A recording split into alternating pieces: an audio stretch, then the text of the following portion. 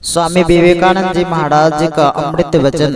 संसारियों के कार्यों पर संसारी लोगों का कुछ भी प्रभाव नहीं होना चाहिए। संसारी का धनी लोगों से कोई वास्ता नहीं, उसका कर्तव्य तो गरीबों के प्रति होता है।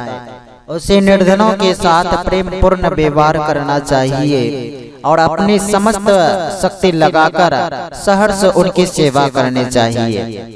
धनिकों का आदर सत्कार करना और आश्रय के लिए उनका मुंह जोहना यह हमारे देश के सभी सन्यासी संप्रदायों के लिए अभिशाप स्वरूप रहा है।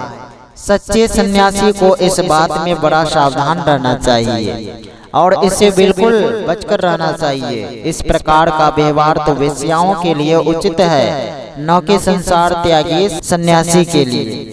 कामनी कंचन में डूबा व्यक्ति उनका भक्त कैसे हो सकता है, जिनके जीवन का मुख्य आदर्श कामनी कंचन त्याग है। श्री राम कृष्ण तो रो रो कर जगन्नाथ माता से प्रार्थना किया करते थे, हे माँ मेरे पास बात करने के लिए एक तो ऐसा भेज दो जिसमें काम कंचन का लेस मात्र ना हो।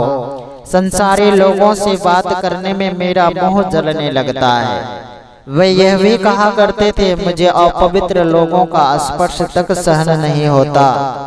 यतिराज श्री कृष्ण के उपदेशों का प्रचार विषय लोगों द्वारा कभी नहीं हो सकता। ऐसे लोग कभी भी पूर्ण रूप में सच्चे नहीं हो सकते, क्योंकि उनके कार्यों में कुछ न कुछ स्वार्थ रहता ही है। यदि स्वयं भगवान भी गृहस्थ के रूप में अवतीर्ण हो तो मैं उसे भी सच्चा नहीं समझ सकूंगा।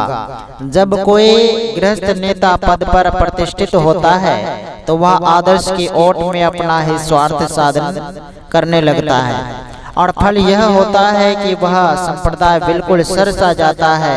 गृहस्थों के नेतृत्व में सभी धार्मिक आंदोलन का यही नसीब हुआ है। त्याग के बिना धर्म खरा नहीं रह सकता।